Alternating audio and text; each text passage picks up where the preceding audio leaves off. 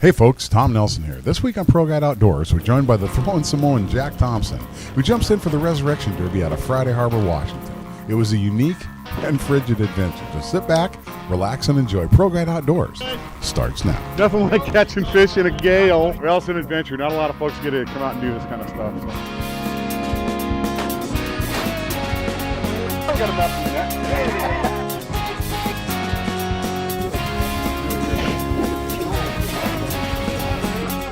All right, well, I really hate to do this to you, but we're doubled up now. You're on your own. Oh, be an athlete, Cirillo. Jeez. I got this. All right, thanks. Big man coming through.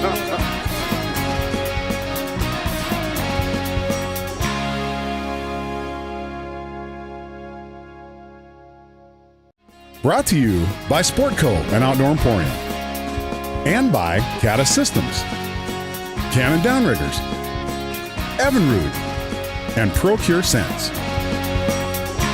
We'll be right back.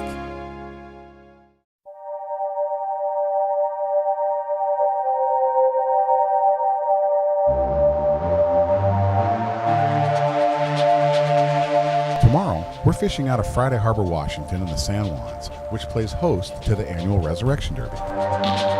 This two-day Northwest Salmon Derby Series event draws anglers from all over the Pacific Northwest. This year's event boasts nearly 90 boats and their crews. The Washington Department of Fish and Wildlife is present to sample all fish weighed in at the Derby, providing valuable information to monitor, enhance, and understand our Chinook salmon hatchery programs. The Resurrection Derby features cash prizes for first, second, and third largest hatchery Chinook. A fourth prize is awarded to the boat with the largest overall total team weight of hatchery fish. And by the way, don't forget, first prize is $10,000. We're cutting bait strips. Top secret. Our day begins on a cold winter morning at Old Dark 30, which is layman's terms for 5:30 since the tourney starts at daybreak. Approximately 85 boat teams jockey into position for the shotgun start. 5, 4, 3, 2, 1. Then it's off to the races.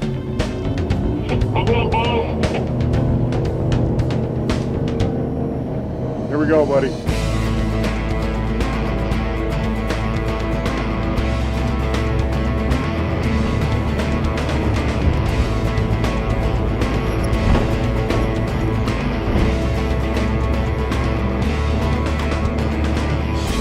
So Jack, this is a weld craft, and it's got a 60-degree dead rise. Now we're out here, and it's jacked up. You know, we're talking 4-foot seas here at a minimum. Plus, we got a couple other boat wakes ahead of us, and this and that. You know, we're doing 30 miles an hour through this stuff. You know, and it's still pretty comfortable. We can still have a conversation. It's a combination of that steep hull, plus it's got reverse chines on the side, which give the hull a lot of lift. I'm very, very impressed. It's the first time I've had it out in this kind of stuff, and yet I'm completely at ease and comfortable, and the hull's behaving in a very predictable way, which is nice. For what it is out here, I mean, it's flat jacked, you know, so. I mean, wait till it gets light and the beauty of this place really becomes apparent. Yeah, this is Lopez Island. Joining me on the Wellcraft is pro guide Rob Ensley and former NFL pro Jack Thompson. Jack Thompson is a former quarterback in the National Football League. He earned the nickname Throwing Samoan during his breakout sophomore season at Washington State University. In 1976, Jack set numerous Pac-10 and NC2A records. He finished 9th in the voting for the Heisman Trophy in 1978. His magnificent college career led the Bengals to make him the 3rd overall pick in the 1979 NFL Draft. He concluded his college career in 1978 as the most prolific passer in NCAA history, throwing for over 7,800 yards. He set Pac-10 records for attempts, completions, and touchdown passes. He was All-Conference 3 times and named an All-American 3 times as well. He is one of only 2 players in Wazoo history to have his number, 14, retired. Tom, what time does this place warm up? Sometime around March or April. It figures. I'm freezing my butt off. I tell you what, though, you're a tough guy. Tough guy. A typical cold winter north wind has been underway for a few days, so we've buttoned up tight on our Caddis gear for the white knuckle ride and a long, cold but enjoyable day ahead. What would you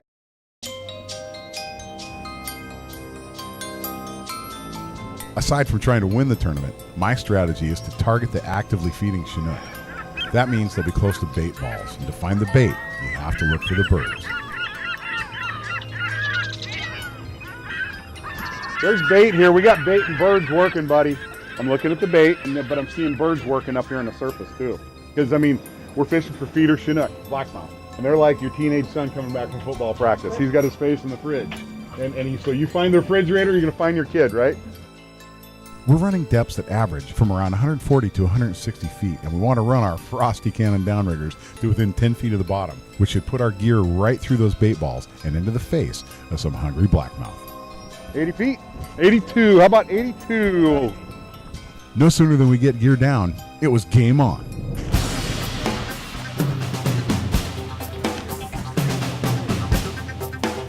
Okay, I got it. Good job, buddy.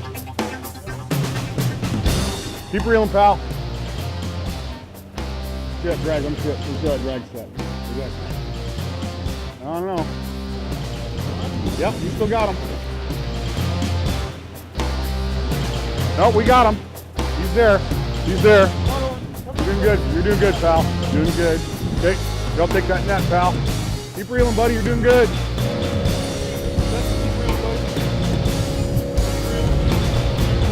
Yep, that's a good idea. See what he is here. A little more, Jack. Reel up a little bit more. Pull. Pull, buddy. Pull, lift. There we go. Hey, I'll take it. Not a Derby winner, but don't quite think he's going to keep, buddy. Not quite. Okay, Jack, give me some slack, buddy. So just, there we go. There we go. One blackmouth. Okay, that's one way to start there, pal. One hatchery Chinook. There we go. Okay, buddy, nice work. Here, tell you what, you get yours down. Oh my goodness, Robbo and I have known each other for over 20 years. And, you know, we were guiding the Skagit. We actually met guiding the Skagit. Our team member Rob Ensley is a former river guide and full-time Alaska charter captain with well over 2,000 days logged on the water. In 2007, Rob was recognized by 40 leading industry professionals as one of the top 25 salmon and steelhead guides on the West Coast. He has received extensive coverage both regional and national media. Currently, Robbo is my co-host on the Outdoor Line radio show on 710 ESPN Seattle. Ensley has an extensive background in water quality and received a degree in environmental science from Western Washington University in 1994. Rob is a founding member of the Wild Steelhead Coalition, a nonprofit group that backs the conservation, protection, and continued study of wild steelhead. Over the course of his career, he has contributed to numerous outdoor TV programs and publications. When Rob isn't fishing, you can find him chasing steelhead, mule deer, and waterfowl throughout the Pacific Northwest. Yeah, this is not something you see every day. You know, your icy buildup here, buddy. You know, guys, FYI, we got some ice on the deck here, boys, so watch your footing. Robbo, is it cold when there's ice stacked up on the wire of the cannon downrigger? Is that cold? Ice on the cannon down, it's iced up.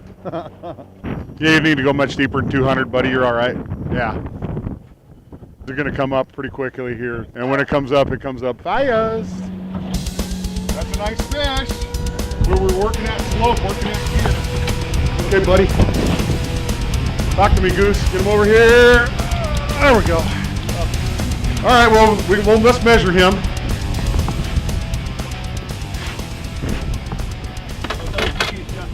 Oh, I think this one's a little bit bigger.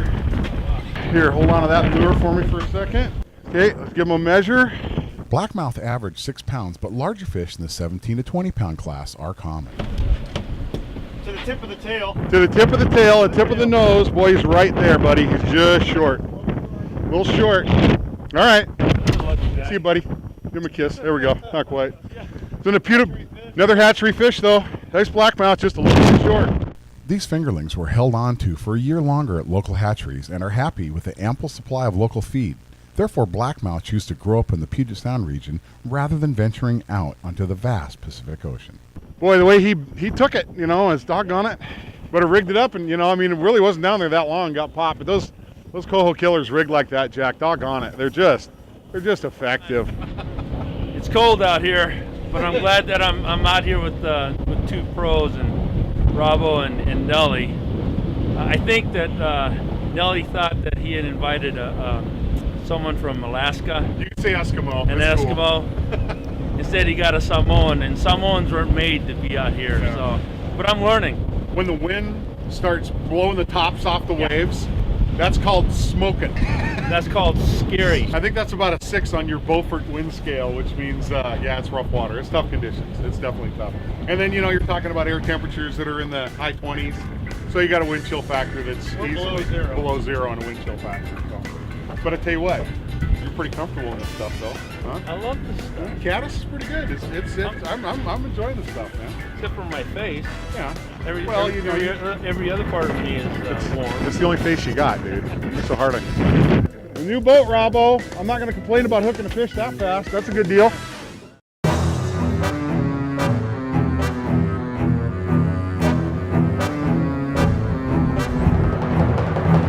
Okay, I'm about frostbit. I'm serious. The brutal thing about frostbite is that it's often difficult to know that you're getting it, especially when the adrenaline is flowing. Stay alert to skin that feels hard and waxy or looks pale. I gotta level with you. My Weldcraft 280 Cuddy King is ideal for those wind-whipped waters. It may not look like it on TV, but the Deep V reverse chine hull gives us the smoothest, most stable ride possible on the roughest water. With my twin 250 Evinrude E-Tex and my Canon downriggers, this is a fishing machine. I mean, we wouldn't be able to fish this in the Stavy. No way. Absolutely no way. Get him, buddy. Brand new strip, too. Nice. Keep reeling, bud. He was home. Come on, get that up. I got it.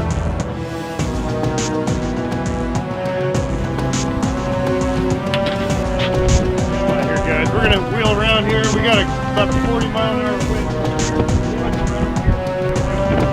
Keep that line tight, buddy. Okay, Jack, I'm gonna get out of your way here, buddy. There we go. There it is, pal.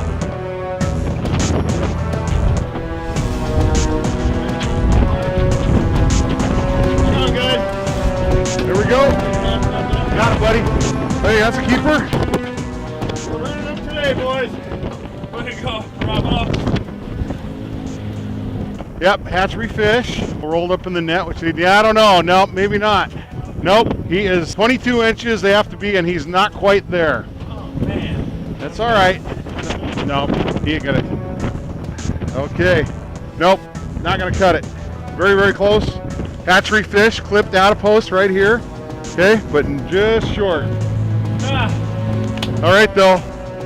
Oh, good practice. They were good practice for when it comes real. Boy, I tell you what, Rob put that fresh strip on, or fresh lure on there. That was the deal. Okay. For a guy that ain't an Eskimo, you sure catch fish in the wintertime pretty good, buddy. So we're down here almost to Spring Pass now, and we saw fish on ahead of us, and we're marking stuff, and it's a more comfortable place to fish. And the bottom line is you just got to keep the gear in water and try to fish effectively. Robos, do you see that 80 feet there, buddy? Yep. 80 feet. Okay. So it's a challenge.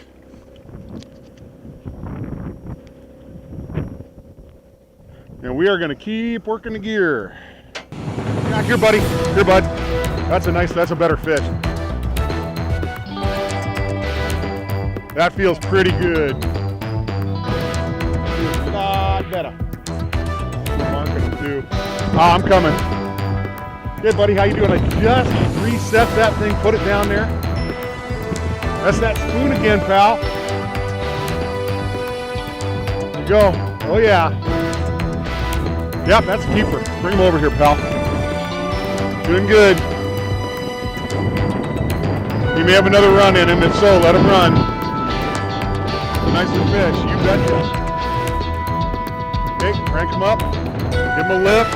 In the bag, baby. Keeper, no question. Yeah. No question about that. Yeah. It's a nice fish. Pull some line off, Jack. Pull some line off, Jack. Pull the line off your reel. Nicely done. Coho Killadilla. Yeah, buddy. Right on. Okay, hatchery. See, he's nice and trimmed. He's clipped. And Jack Thompson, the thrown Samoan, is on the board. That was teamwork. Right there, buddy. There we go. Thanks, Bravo. Look at that, buddy. Yeah. How about that? Hey. Good going, Nelly. Hey, good job. Okay. Oh my God. They're good. All right. Hey, right there, guys. Perfect. That's a keeper, no question. Grass right there, because that's from feeding. That's from going down and feeding in candlefish and eventually hitting a rock. And that's what that lure imitates, is a candlefish. And so when you see that, that's great. So doggone it, Robbo. Yeah, buddy. There we go. Where there's one, there's more, boys. Coho killer on the case. At Cannon, before we ever talk about our downriggers, we listen to the people that use them every day. We engineer our downriggers to run faster, longer, and more accurately. And we do it to make you a better fisherman. We've re-engineered every aspect of our electric downriggers to help you get your gear in a strike zone and keep it there. We have the same passion that puts you on the water day after day, and at Cannon, it runs deep.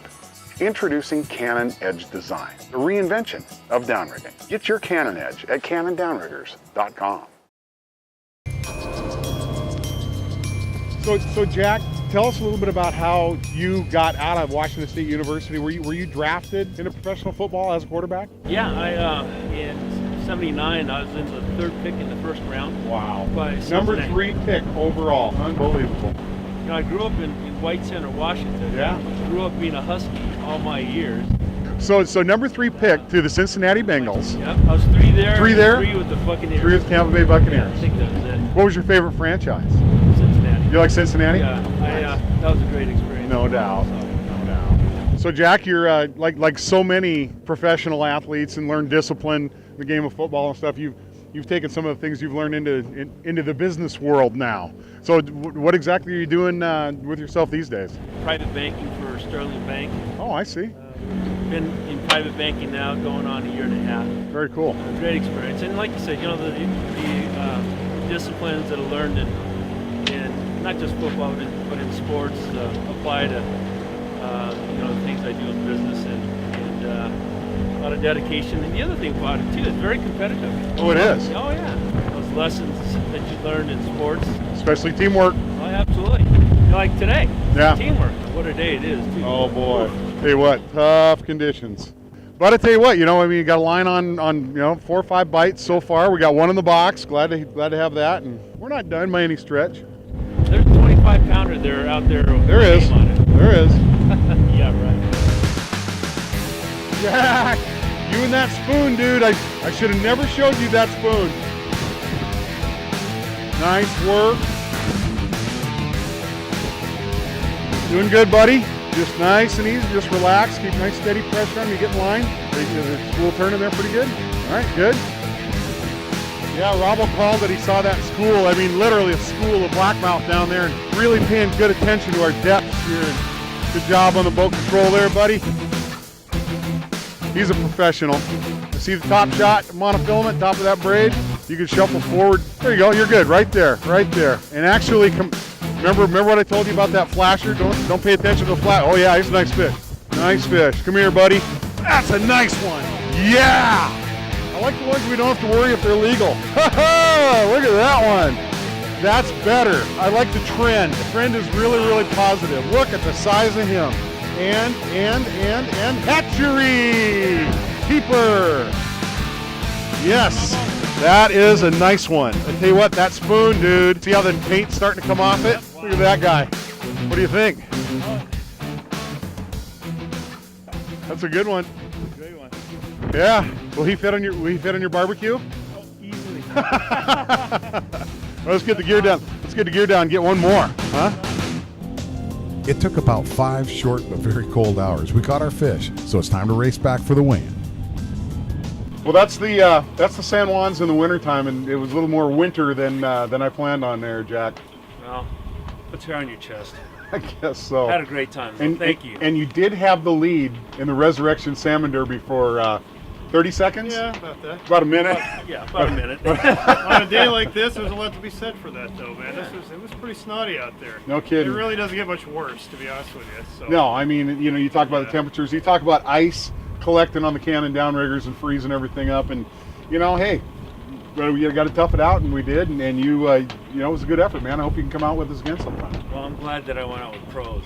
Seriously, because I learned a lot, had a great time, and it was quite an experience. Let's do it again sometime. Thanks, Tony. Bravo, dude. Thank you Thanks, so brother. much. Appreciate it. Yeah, got the work done, and We'll get it her done. really wasn't that cold.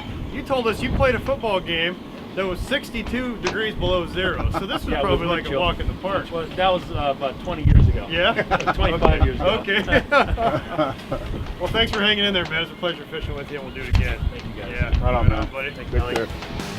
While we didn't quite win, place, or show this time, the Resurrection Derby held true to its name as it got our blood flowing, resurrecting our heart rate. We got a decent catch for the day, and as rough and cold as it was, we're already looking forward to next year. Just got the 5-minute countdown notice. You can see our time right here, 7:17, closer to 3 minutes. The Derby's also proud to share this weekend with Pearl Harbor Day. So tomorrow, December 7th, when you're out fishing, take a little time and remember those that gave their lives at Pearl Harbor and all the men and women who serve in the military forces today. Amen. Amen. Amen to that.